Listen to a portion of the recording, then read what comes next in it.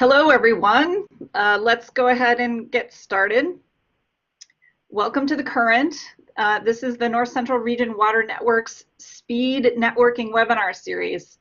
I am Rebecca Power, joining you from the University of Wisconsin, and I will be your moderator for today.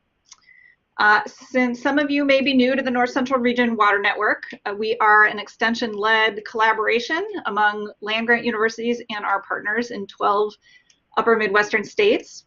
And we are excited about today's topic, communicating about water. Sounds simple, but as you all know, it's not really simple. So we're going to have three great presenters help us sort through some ideas and data around communicating about water. Our speakers will be talking about research on how we relate to water, how we value water, and how different agricultural audiences perceive water-related conservation activities. Really, I think looking at kind of an economic framework for how farmers, specific audiences of farmers, think about water. Before we introduce our speakers in more detail, some tips for how to engage in this session here right on this first slide. Please submit your questions for our presenters in the chat box. The chat box is accessible with the little purple Collaborate panel button in the lower right-hand corner of your screen. So you can click on that, it'll open up the chat panel. We'll have Q&A following the last presentation, so we'll go through all of our presenters and have Q&A, but we really love it if, as questions come up as you're listening to our presenters, please put those in the chat box. I will keep track of them, and we will leave a good amount of time at the end for those questions. I know a number of you are using the phone-in option for audio. That option can be accessed by opening the session menu in the upper left area of your webinar screen and selecting use your phone for audio. For those of you that are using your phone for audio, please make sure your lines are muted so that we don't have any of that background noise to interfere with our speakers and you're listening. Okay, with that, our three presenters for today, and let me scroll down to my own notes here. First, we'll have Amy Scolas-Cole, from the Managing Director from the Water Main, and she will be talking about how Americans relate to water. Our next speaker is David Matz from FM3 Research, and he will be talking about how to talk about water and showing us some data that he has there. And finally, for something a little bit different, we're going to hone in on a specific audience, as I said, where Ben Gramming is going to be talking to us about the economics of water on Corn Belt farms, and really more of an economics framework for how to think about communicating with farmers about water. All right, with that, just a little bit more here about our first presenter. I'm not going to read through this. I'm just going to let you skim it so we have as much time for Amy to present as we can. So welcome, Amy. Thanks so much.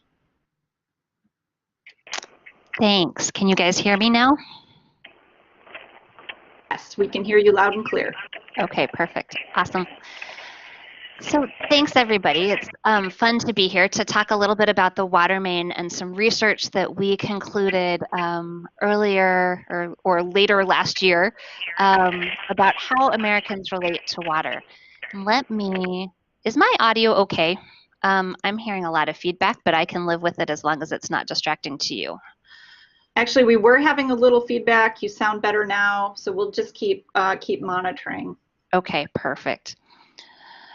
So just a quick note, the Water Main is a new initiative from American Public Media. So American Public Media is the largest station-based public media organization in the country. If you listen to Marketplace or Live from Here or Splendid Table or Minnesota Public Radio News or The Current or much classical programming, you have touched our organization.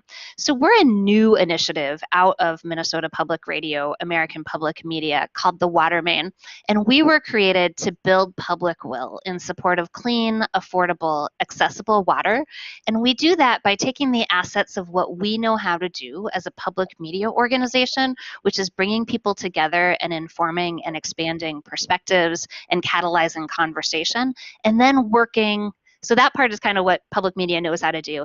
And then working with external stakeholders in support of a specific topic, in this case, water, which is sort of new for public media and for us.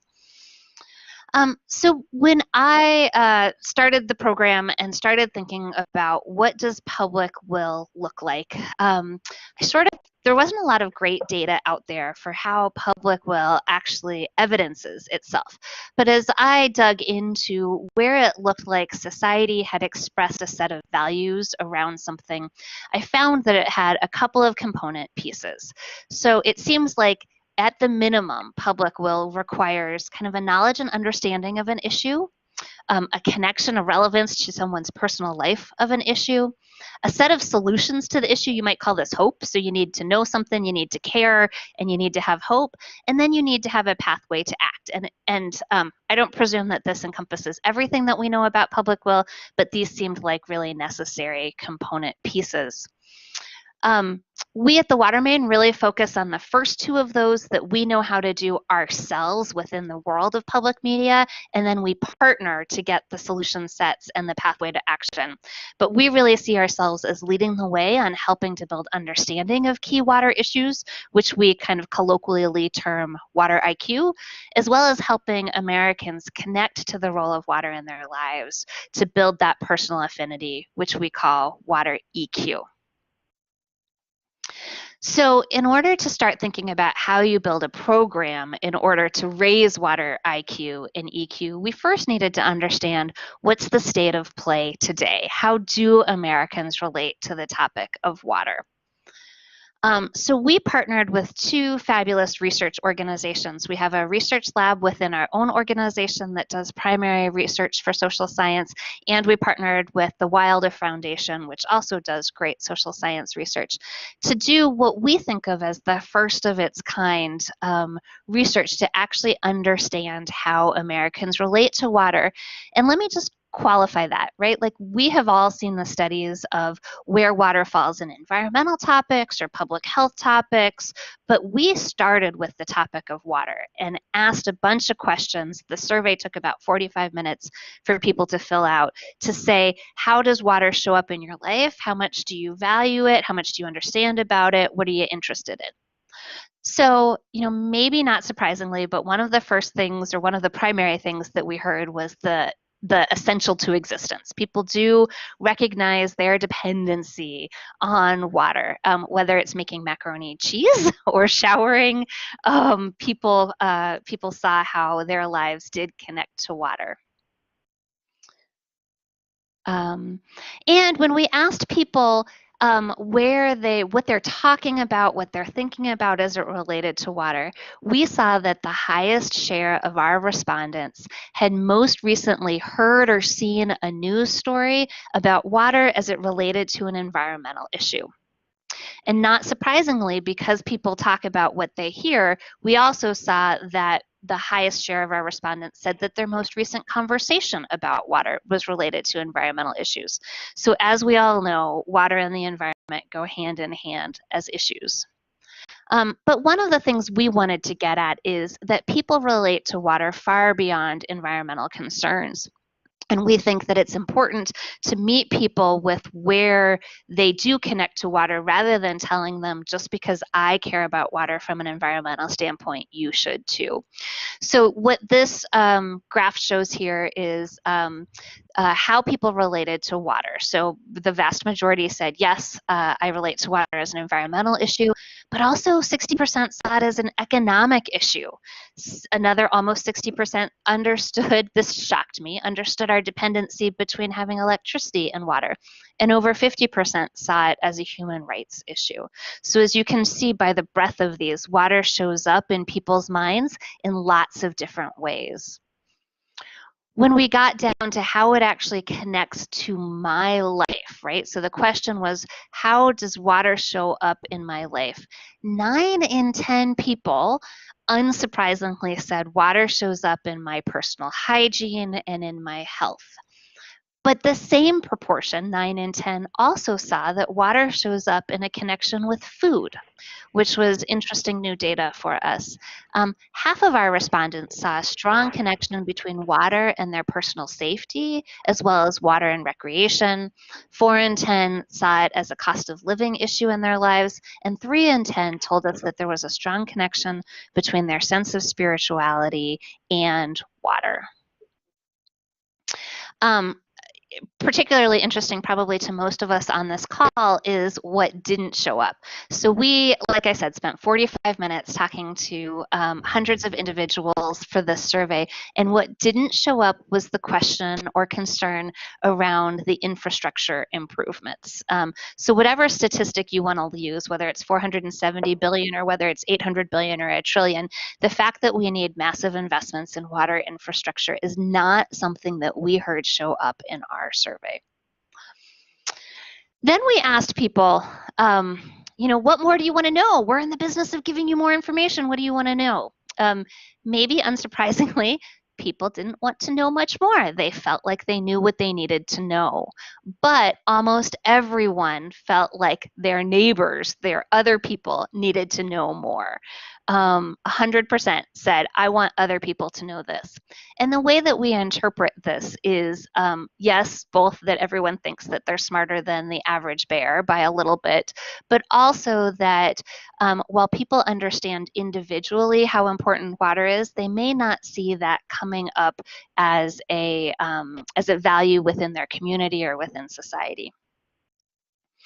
Another interesting data point, over 3/4 of our respondents did feel a personal connection to water.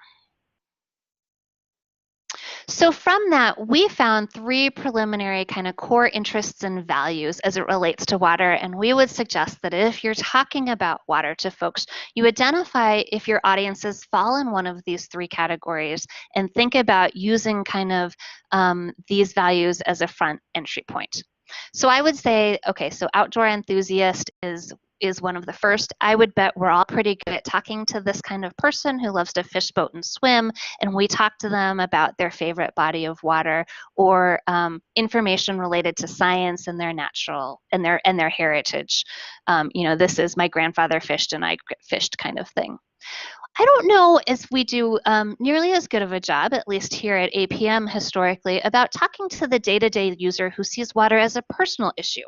And this is a person who's interested in things like health, food, and education, and they're most apt to be interested and relate to water if you talk to them about things like drinking water and food and hygiene and cost of living and their career. And finally, there is another kind of value set over there around societal, the social impact citizen. So this is someone who's interested in their role and in society's kind of health and well-being and functioning more broadly. And so by talking to them in their their interest around arts, science and culture, we can connect to them with direct environmental information, but also information about societal well-being, as well as connection to spirituality. So that was kind of the speed version of a massive set of research that we did. All of this information, including the 80-page research report, is available on our website at thewatermain.org.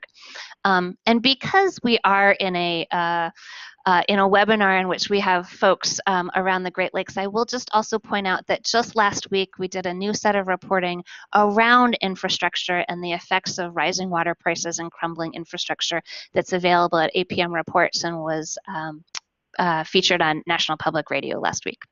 So that's it for me right now.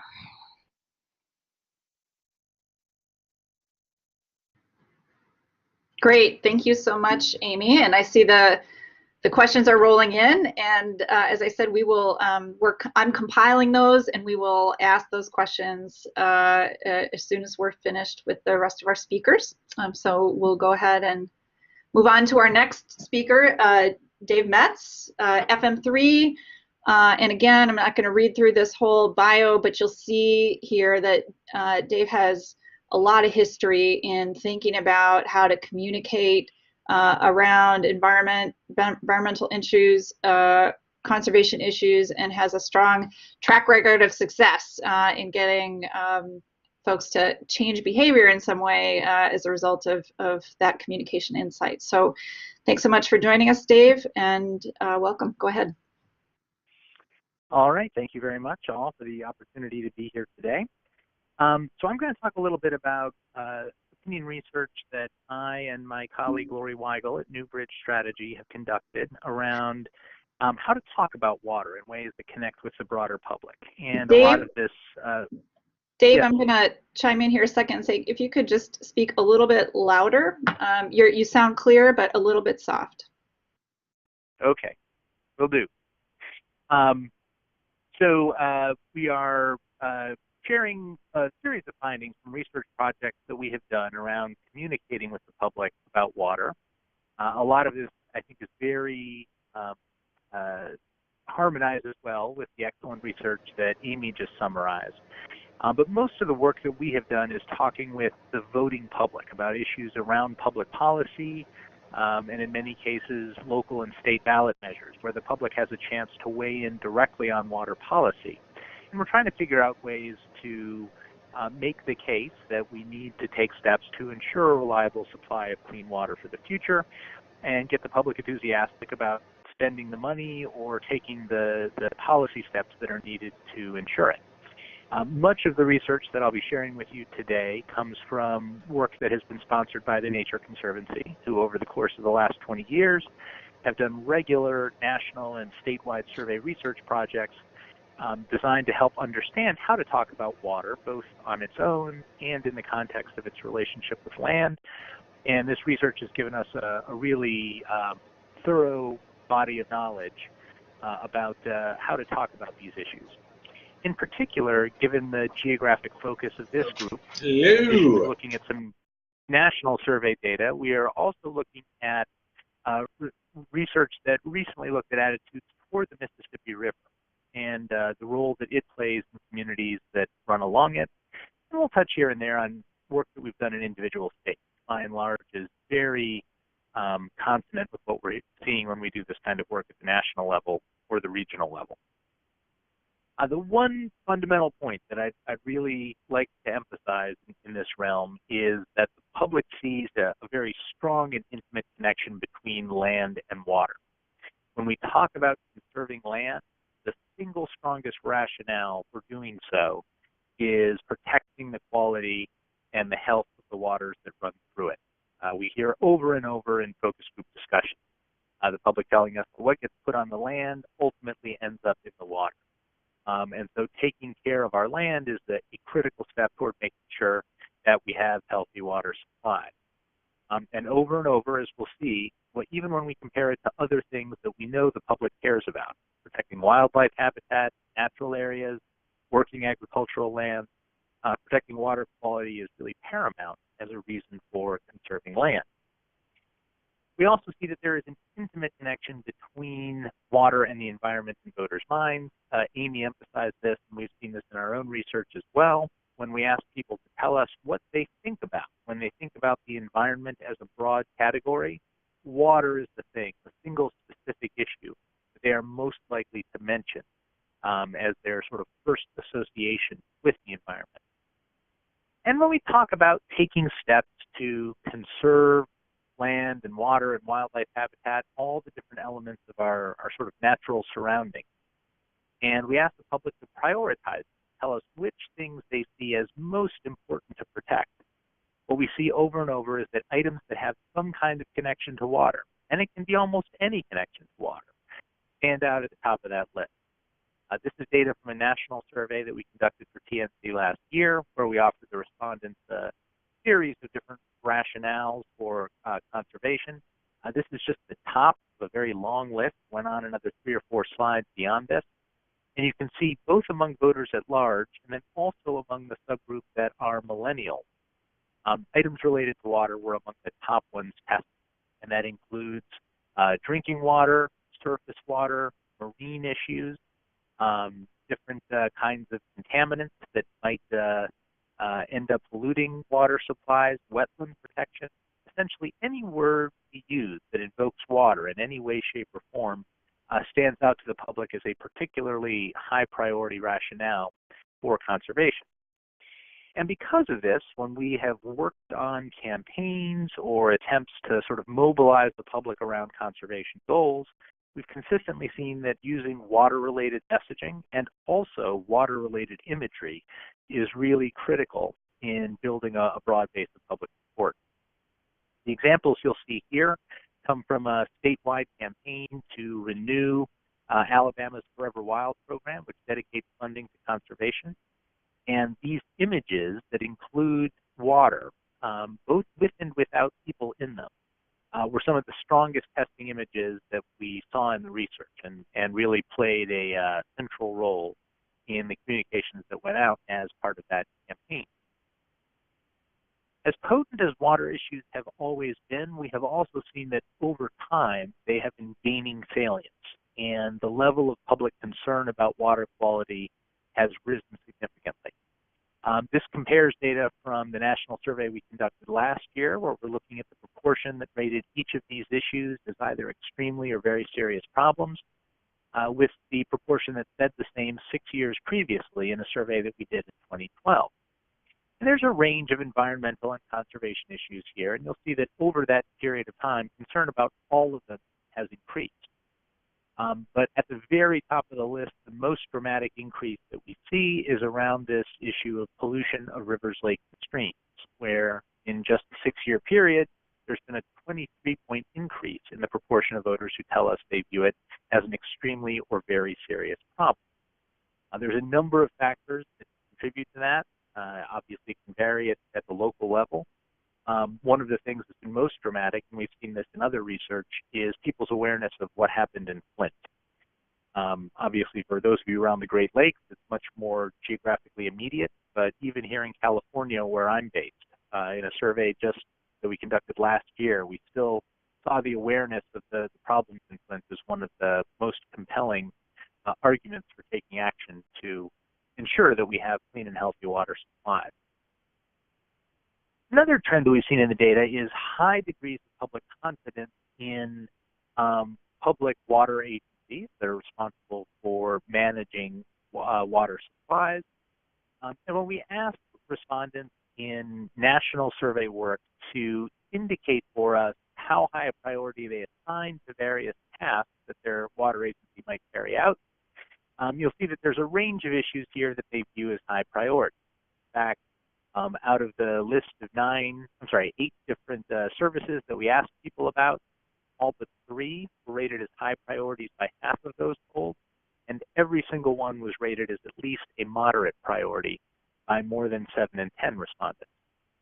And that says something about the general urgency that voters assign to water issues across the board.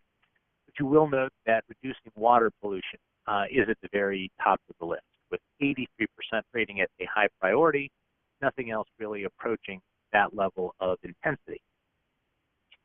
Now, in our research, we've also tried to test a range of different messaging that we might use to make the case for investments in efforts to try to ensure reliable supplies of clean water. And we've seen a range of different water-related messaging that has scored well over the years.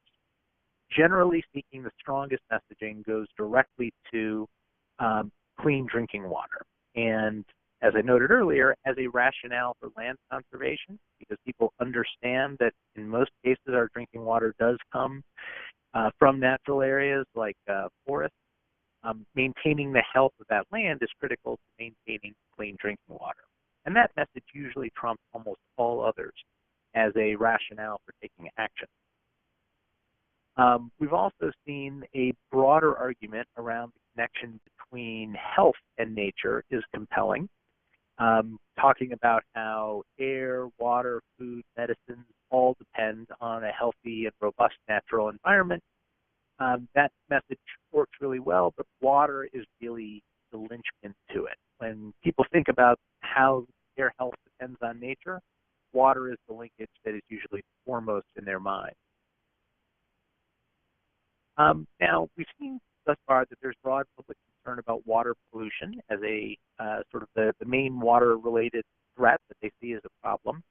We've done some testing to try to understand which kinds of pollution are highest on the public's mind and the areas they're most concerned about. This comes from the Mississippi River research that I mentioned earlier, and respondents were asked to rate how big a threat they saw a variety of different sources of pollution as being to the Mississippi River. Two things to note about this data. First, every single source of pollution that we tested was viewed as a major threat by a majority of those polls.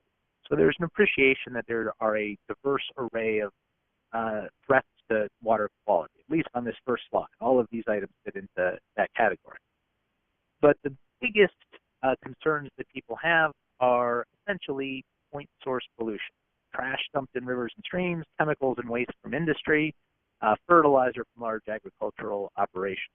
Their mental image is of the pipes that's coming out of the factory with green gook flowing directly into a body of water. And obviously we know that the reality is that there are a much more diverse set of threats to water quality, many of them much more diverse, covering a much larger range of actors over a much larger territory that all within one watershed can still threaten water quality. But the public, while they recognize those broad threats, is much more focused on the more narrow ones. And we do see, when we sort of move down the list, that there are some items that the public generally is less concerned about. You'll see 4 on this final slide, that fewer than half of voters in the Mississippi River region are telling us are major threats to the health of the river. 40 planned growth and development, climate change rank relatively low, and then too many nutrients that run off farms and rivers and streams. One of the things we've learned over the years is that talking about nutrient pollution is a very difficult task with voters. When they hear nutrient, they think about things that are good for you, things that are part of your diet that should be there. And so the notion that that is a pollutant, that's somehow harmful to have in a body of water, requires a lot more education for the public is going to connect with. Finally, one broad message that relates to water as much as it does to other conservation efforts is the notion that if we wait to make investments or undertake efforts to protect water quality, it is only going to get more expensive and more difficult to do so over time. The public understands that an ounce of prevention is worth a pound of cure, quite literally. And if we give people statistics about the cost savings that can be realized making investments and efforts to protect water quality now, especially those that just involve conservation of natural areas, they realize that that can be a lot cheaper than waiting to clean up problems down the road once they become much more acute. So, as Amy said, this is a very high-level overview of a larger body of data. We do have some summaries of recommended messaging around water that go into a bit more detail that we'd be happy to share with anyone else who would like to hear more. And with that, I will hand it back over. Great, thanks so much, Dave. And yeah, Dave alluded to the fact that we know these are short presentations on really complex topics, but in part, we wanted to introduce you to Amy, introduce you to Dave, introduce you to Ben and their work, and give you an avenue to find their reports. And thank you, Amy, for putting that link in the chat box, and also to contact them for more information. And they're going to be doing more great work in the future, so we are glad to introduce you to them. So our next speaker is Ben Gremming. Ben is at the University of Illinois at Urbana-Champaign, and he is an agricultural economist and does a lot of work with farmers and climate and other really important issues related to farm economics. So With that, I will let Ben take it away. Thank you. Yes, so something a little bit different in the sense that I'm going to talk about a much more narrow, perhaps narrow focus or audience maybe that we want to communicate with. Very useful to see connections back to some of the agricultural water challenges. Most of the focus, I think, has been on water quality. I'll talk a little bit about water quantity here. First, wanted to note that while I'm an economist, that's only one of the social sciences, and there's many great people working across this region and the whole U.S. on these issues that are not necessarily economists, that are contributing in different ways. I've listed a few of those people here. I'm not going to be talking about any one sort of study or set of results. I'm going to talk very generally, drawing from lots of different work that I'm involved with, as well as those that I work with. All the opinions and things that you see here are my own. No one else has looked at these things. It doesn't represent any other agency or institution or anything like that. So there's the standard disclaimer. Okay, so I'm thinking about farmers in particular. We know how important agriculture is in terms of just sort of society's relationship with water. Agriculture is one of the largest water users. Energy was mentioned before, and power production. Globally, it is, I think, the single largest user of water. But in the U.S., it's depends on what state you're in. It's a big user of water quantity. It's also clearly an important contributor to water pollution issues that we're dealing with.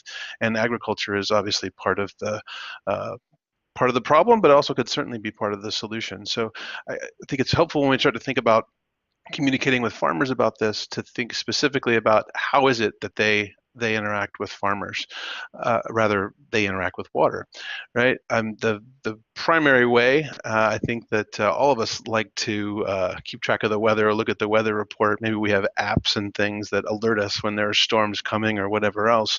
But however obsessed with the weather we might be, or however often we check it and keep tabs on it, farmers are even more so, obviously because their livelihoods are so closely tied to weather events, and so they're concerned about those things. They want to track them, and maybe not even track them just where they live, but on the other side of the world where their competitors are growing their crops and things like that. So not just weather that's being experienced on a given day or week, but long-term climate also is an important aspect of how farmers interact with water. So typically, here I'm talking about quantity. So obviously deficit is a huge problem in terms of thinking about an event like a drought or something like that that's going to affect what's going on. But there are obviously also different areas. Just if we just focus on this sort of north central region, the Corn Belt, if you will. Obviously, to the west, we have much more arid sort of conditions in the plains states relative to the central and the eastern Corn Belt. That dictates the kinds of crops that we see, at least traditionally, the types of practices that are being used that can potentially store more moisture in the soil profile throughout the year, and also the presence or absence of irrigation equipment.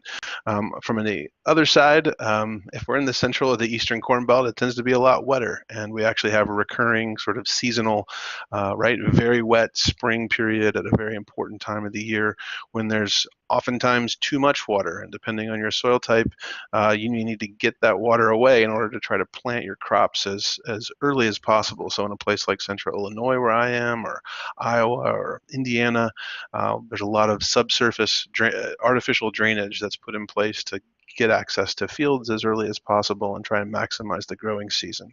That has obviously water quantity management issues for those farmers wanting to get rid of water, but it also has water quality implications, of course. And certainly around the Mississippi River, water quality related to nutrients is an important issue, and it's something that certainly affects farmers and that they think about a lot. Sounds like it may not be a super salient issue with voters based on some of the other evidence we were just hearing about, but it has been a driver of change and action by states, with the federal EPA prioritizing nutrient loss reduction and different strategies, different states developing their own strategies to try to achieve 45% reductions, a fairly drastic change over the next many years to reduce the nitrogen and phosphorus loss from those farms. In addition to nutrients, which is certainly on the minds of farmers, I think, in lots of places, and not just in the Mississippi River Basin, but Flint was mentioned as an urban area on the Great Lakes. Think about Northwest Ohio and the Western Lake Erie Basin. The occurrence of harmful algal blooms and those kinds of things are also on the rise, not just in big lakes like the Great Lakes, but in smaller locations as well. So people are very attuned to water quality and its linked to farming, and farmers are aware of that. Some of them probably feel like they have a target on their back when we're starting to try to think about addressing these kinds of things. I think the other important thing to think about is that just like anybody else that's in the public opinion surveys and other things that we just heard about, farmers and their households are consumers of water. So they care about water quality, right? They want clean water as well. They're recreational users. They fish, boat, and swim as well. And these are important considerations for them. Typically, when we focus on what can agriculture do to improve what it's doing to reduce nutrient loss or to conserve more water, the focus is around practices, changing management practices. There are many, many, many different things that can be done. This is my maybe somewhat failed attempt at a word cloud that combined a bunch of names of different types of conservation practices that we use, but these things can target livestock, they can target crop production, right?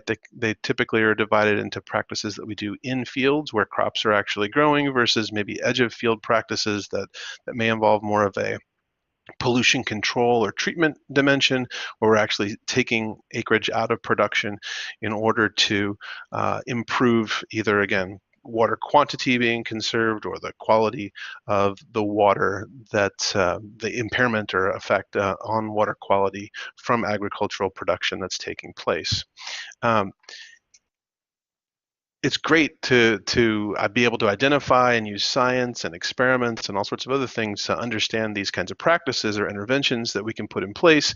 But when it comes time to start talking about doing these things, implementing those practices in different locations, it's very important for us, especially if we're going to try and communicate and create incentives and other sorts of things for farmers, to think about who's getting benefits from installing those different practices. They're all very different, as well as who's bearing those costs. When we think about the benefits, obviously, in communicating with any audience, whether it's the general public or a more specific sort of segment of that audience that you're trying to reach, educate, provide information to make more informed decisions, we need to take the viewpoint or try and see things, obviously, from the perspective of who it is that we're trying to communicate. I don't think anybody needs to convince farmers of the importance of water for some of the reasons that I just said, but we do need to be cognizant of how we go about doing that. So I think it probably would be very, in quotes, easy to sort of sell doing more conservation practices on agricultural land in order to achieve different water outcomes, whether they're quantity or quality focused. It'd be easy to sell those things to society as a whole. There's a lot of general support for this. And while maybe in spirit, farmers and farm families and people working in agriculture support that as well, and I'd like to see that there's a cost associated with this. Can we clearly elucidate the benefits that are associated with these sorts of improvements? So there's many things beyond water that are affected by lots of the conservation practices that we're trying to get farmers to implement, that extend to wildlife and other environmental and flood control type benefits. Can we clearly state something about cost savings or the productivity of the agriculture that are on-farm benefits for farmers? Another thing to keep in mind, I think, when we're communicating these things is that there may be a stewardship or a land ethic kind of a driver that's affecting farmers, but oftentimes, something that may be a more salient message for them is actually talking about their legacy, passing on, leaving the land in better health, better shape, better condition than it was when it was received from the generation before them. That can be very effective, and a lot of research shows how much of a motivator that is for lots of people that are working in agriculture and controlling land. The other important part of this is cost. Whenever we start to talk about conservation practices and trying to improve different types of environmental performance related to agriculture, the first thing that you can rely on to come up is, well, who's going to pay for this? Obviously, if farmers are going to do these things, then farmers will be incurring costs. Logically, those involve inputs, seed, and changes in equipment potentially. But we also need to keep in mind what happens when we do different practices. Some things require us to take land out of production and move it into other land uses. Those costs of that need to be taken into account if there's not going to be a crop generating revenue there anymore. There's also steep learning curves associated with transitioning into new practices. There's a number of ways that society or consumers can compensate or help share in those costs. That happens through tax dollars with things like cost share programs, but that's nowhere near enough money usually to achieve the kinds of societal objectives we've established for ourselves, like the 45% reduction in nitrogen and phosphorus loss that I mentioned before. It's possible that more sort of price premiums that we pay for food products can start to compensate for some of that, but that's a challenging one with large bulk commodities relative to some things, more horticultural crops. There are also marketing opportunities for different other environmental services that come from agriculture. In closing here, in terms of trying to think about ways to improve uptake and communicate and also have a healthy relationship rather than one that feels much more sort of antagonistic with a regulator that's trying to force farmers to do certain types of things, I think we need to think about education in some new ways. We certainly have a lot of education to do about practices and things, but the millennials and post-millennial folks that are out there, they're not. One of the things that's changed over time is that they're not joiners. They don't join lots of civic organizations and community groups and things. So some of the ways that we used to reach farmers and farm families and things through different dissemination channels have changed. Obviously, social networks and online learning, peer learning opportunities are things that are very attractive. If we're developing tools to help to support new types of decisions, they need to be not just useful, but usable in terms of the way that people interact with those tools and they access them from handheld devices versus iPads and computers, things like that. Increasingly, we have more opportunities to work with landowners who are people who don't live on farms and live in cities. They may have very different kinds of preferences and value orientations with respect to the farmland that they control, as more and more land is leased and owned by people who are maybe further separated from agriculture. That may be an opportunity to share in the cost of conservation or provide lower rents on land in order that land is managed in a certain way. Also, the new generation of farmers are bringing things like livestock back into places where livestock disappeared maybe 2 generations ago as a result of mechanization and other sorts of things. They're also more attuned to the consumer preferences for environmental and other attributes associated with production of food. So they're interested in meeting that younger generation of consumers that are out there. I guess the last thing I would say is working with farm organizations as well as conservation organizations. TNC was mentioned, Nature Conservancy a moment ago. Lots of conservation organizations like TNC are working jointly with agricultural producers and much more in production agriculture than they had traditionally in the past. And I think it's a really profitable direction to take in terms of building collaborations and teams to be effective. That's it. Okay, great. Thank you so much, Ben. That context, I think, for putting economic questions and analyses or utilizing economic questions and analyses is really helpful. It's not, the numbers are obviously taking place with specific farms and with specific communities. So thank you so much for that. And we will go now. So I'll put this up for the Q&A session so you have the speaker context right there, but I will go right to questions. So our first question was is from Mary, and it was during Amy's presentation. Mary says, I didn't see aesthetics listed, Amy, in your presentation. Were respondents asked about aesthetics? Good question. So the way the survey was actually designed was we got people talking about how they related to water. So rather than giving them a list, it was open-ended. So we didn't hear what I would have qualified as aesthetics, but what I would say was that there was a small but vocal, 15-20% of people who talked about what I would call the intrinsic value or connection to water, which I would tie to aesthetics. Okay. Value just for value's sake. Great, thank you. And Sid, hello Sid, asks, can you explain a bit more what you mean about, quote, cost of living? And I think, again, this is with Amy's presentation. Yeah, so cost of living bundled anything together that we heard when we talked about people, paying for the goods and services in their lives. So it could have been water bills, it could have been if they tied it to the cost of food, housing, etc. Just kind of that people recognized, as our reporting across the Great Lakes showed, people more and more recognizing that water has a price that they're paying. Okay, great, thank you. And Evan's question, I think, could probably be for both Amy and Dave. Evan is asking, did aquatic invasive species register in any of your discussions or surveys? So this is Amy. I can ask that. I can answer that for us. So it didn't come up strongly in our how do Americans relate to water, because we didn't ask a lot about risks and concerns. So Dave's research probably did a better job of that. We were really asking how people saw it show up in their lives. I will just provide a data point that in 2016, we partnered with Nielsen to do a survey across Minnesota, and we did ask about risks and concerns about water, and aquatic invasive species was one of the top 2 concerns that Minnesotans had about quality of water in our region.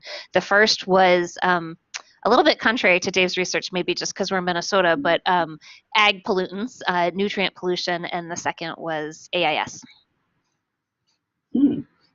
Interesting, thank you. Dave, anything to add? Yeah, I would say that in our experience, that issue is a highly local one. Like Amy, most places when you talk about water, invasives aren't the first things that come to mind. But we have seen in locations as remote as the upper Midwest, like Minnesota and Wisconsin, and also places like Hawaii, incredibly high degrees of concern about invasives when we prompt people to think about them. In other parts of the country, it can rank very, very low. So that's one. Most of the sort of water concerns that I talked about are pretty broadly shared across the country, but invasives is one that's very high on the list some places and very low others. Excellent. Okay, thank you. And just a prompt for everybody, we have the title of the study that Amy was talking about linked in the chat box there. The study is the title of the report is How Americans Relate to Water, and she's got the link there, so you can go grab it right from there. Okay, and Melis has a question or comment. She's saying, regarding nutrient pollution, lack of understanding about non-point source pollution, and maybe getting to some of the underlying systems challenges that we're facing with nutrients.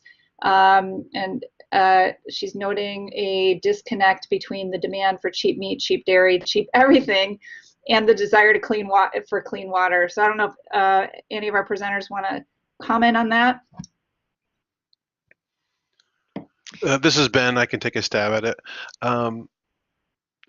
I think that there certainly is something to the idea that raising livestock in different ways or growing crops in different ways changes the cost structure. And if you go all the way in the direction of something like organic or something like that, obviously that increases the cost significantly relative to maybe somewhere in the middle in terms of combinations of conservation practices and more sort of conventionally grown products. There probably is something of a disconnect.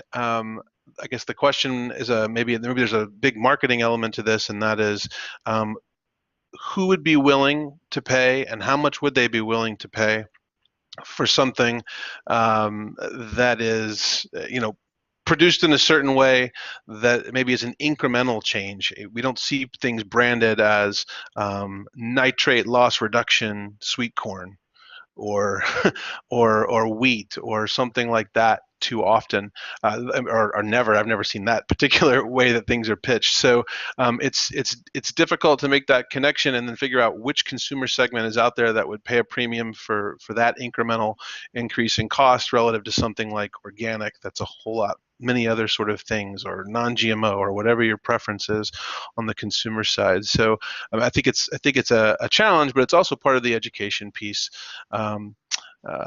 Yeah, just like I said, leave it at that.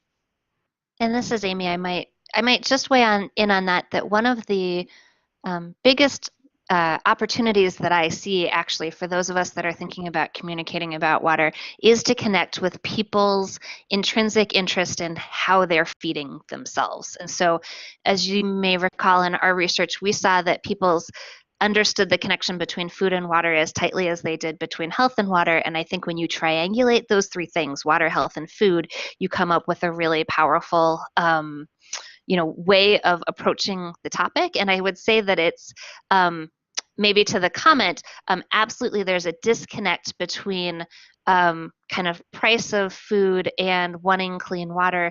But if you turn it on its head and talk about how sustainable agricultural practices that we know support water quality and reduction of nutrient loss also support quality agricultural products in terms of both quality, nutrients, and safety, that starts to actually change the dialogue a little bit. And so that sort of is a great place where I would kind of make my point that we don't actually need everyone to care about water quality.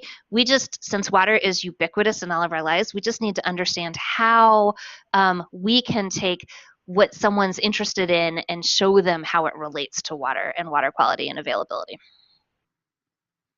Great, thanks, Amy. And I'm going to use Amy's reference to health and safety and go to Sid's question, which is asking about the relatability of nutrients, or the fact that nutrient pollution is maybe less scary than the word chemical in Dave's presentation. And Sid is asking, did anybody ask about harmful algal blooms and that relationship to nutrients?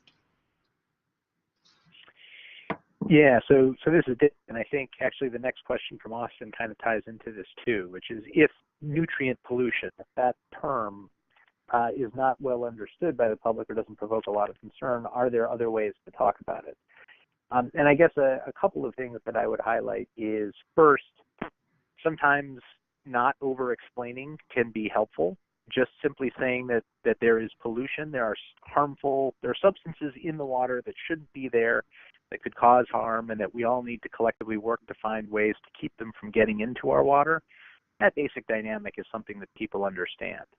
And getting them to a point where they understand the mechanics of how nitrogen can end up being harmful when it's too present in water supplies. If you've got an audience where you could explain it, that's great. But if you only have 20 seconds of someone's attention, you may need to shorthand it a little bit. In places where there have been problems with algal blooms, we have absolutely seen that calling that out specifically is helpful. We do a lot of polling on Long Island, which has serious problems with nitrogen pollution, and talking about what they refer to as brown tide, for example, really does resonate with people. And I think also, just more broadly, being able to specify exactly why this kind of pollution, what kinds of harms it causes, can be really helpful. It's obviously devastating to aquatic life, to fish, and in any given location there may be certain species that are really iconic and are important to a region's identity or its economy, and being able to talk about how those are put at risk can be helpful. Crabs in the Chesapeake Bay is one example that we've talked about. But then also being able to talk about the other health impacts it has to people. Sometimes if there's certain kinds of algal blooms can pose problems for human health, but also health for pets, for example. We found messaging around that can be really resonant too. So a lot of times, if you don't have the time to sort of make the science clear to an audience, being able to just sort of cut to what are the ultimate negative consequences we want to avoid can be really helpful. Okay, great. Thanks so much. And another question from Evan, who's hailing from North Dakota, about resistance to implementing conservation practices due to immediate cost versus long-term benefit. So I'm just going to assume all of us are seeing similar issues, and any suggestions from our presenters for overcoming this hurdle? This is Ben. I would just say that is a problem everywhere. There's no question about that, especially with the increased interest around soil health and the set of practices that are involved in trying to enhance soil health wherever you're located. Most of those have a longer term sort of proposition in terms of their payback, which may not be terribly clear right now in terms of a lot of the economic research as we're trying to sort out how do these things ultimately get captured. So it is clearly a challenge. In discussions about relating this back to maybe farmland leasing and those kinds of things, farmers are particularly resistant to investing in something when they have a year-to-year lease relative to owning a land that they're working on. So there is a higher willingness to implement these kinds of practices on land they own, so they know that they're going to be able to benefit from those investments down the road. To try and overcome some of those issues on leased land, some of the recommendations that are out there now relate to trying to get more flexible leases, sharing in the cost of some of the inputs, like I said, maybe the cost of cover crops or something like that with your landlord, getting, say, a 3-year lease or something like that rather than a one year-to-year lease. What a lot of new and emergent research tells us is that when you have these kind of conversations with farmers, they say, "Oh gosh, I don't want to talk about that with my landlord because they wouldn't be interested in it. I don't want to get them upset. I need to keep my lease." And when you have that conversation with landlords, they say, well, I don't really want to have that conversation with my farmer. So I think there's a lot of opportunity to probably have that conversation, and people aren't having it too much right now about more flexible kind of lease arrangements and things like that. That would be my one suggestion about longer term investments. Okay, thanks, Ben. Anything else you want to say about agricultural policies that could be changed to work with for a bigger constituency of farmers? There's a huge problem, obviously, or challenge anyway, of very concentrated benefits and diffuse costs. This is not just particular to the Farm Bill and agricultural policy. I would say there's quite a few moves to try and innovate with some of our existing policy mechanisms. The only one I'll mention right now, anyway, is some real effort and initiative and interest on the part of USDA to update crop insurance and try to take into account some of these kinds of practices that contribute to resilience and less variable yields and things like that. So basically establishing some baselines, having endorsements in crop insurance contracts to reflect soil health and other conservation practices that actually have benefits. That means giving a discount actually on your premium to people. So there are some efforts to do things like risk management. That's the most prominent example I can think of today. Thanks, Ben. And I know we're racing through these questions here a bit to get through everyone's questions, but obviously feel free to contact our speakers for more detailed response if you'd like. Les's question here regarding communication with those whose economic activity directly affects water quality, agriculture being one sector. Would it be helpful to have specific numbers about their individual operations contributions, like tile line monitoring for nitrate?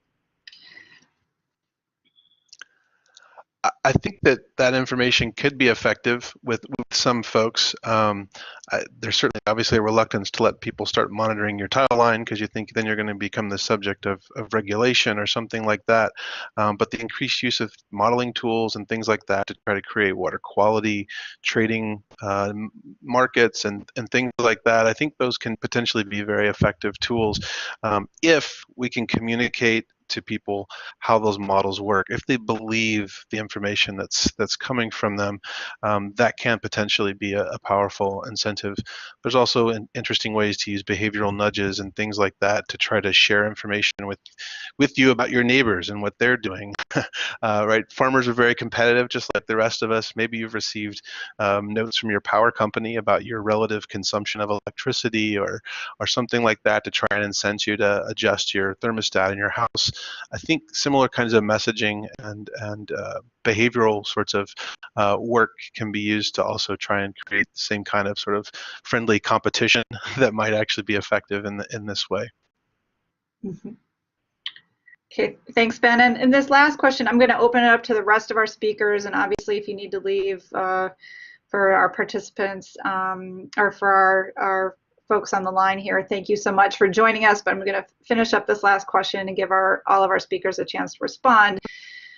In some cases, conservation practices can take a while to give cost savings. Any suggestions on messaging or addressing that gap and seeing the benefits? So, I mean, Ben, you touched on some, I think, but any other responses from the rest of our speakers as well? You know, when there's an economic disincentive, anything you want to say to cap us off about communication or messaging that could help bridge that gap? So this is Amy. I can jump in. It's not covered in the survey we just did, but we are doing quite a lot of work with agricultural producers, particularly in the upper Midwest, and you can keep an ear out for actually a podcast on that coming from us later this spring. But one thing that we found was obviously the economics have to work, but the power of kind of peer-to-peer conversation and trusted messengers. And so I would just suggest that one of the things we're learning is it's less about the message and more about the messenger. Great point, Amy. Thanks. Dave, anything to add? No, I think that's a pretty good summary. Okay, great.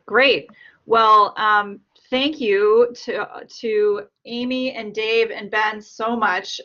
Great combination of presentations. Thanks to all of you for joining us. There's a lot of wisdom on the line as well, and thanks for sharing it with each other, as well as asking your great questions. You can visit our website, northcentralwater.org, to access this presentation again or share it with folks you think might be interested in the content. It will also be at our e-extension site at eextension.org. And finally, we have an upcoming webinar that is somewhat related to some of the conversations we had today relating climate change and water and human health. That webinar will be on February 25th at 1 p.m. Central Time, 2 p.m. Eastern. Please register at northcentralclimate.org/webinars. Thank you very much for joining us today. And again, thanks to our presenters.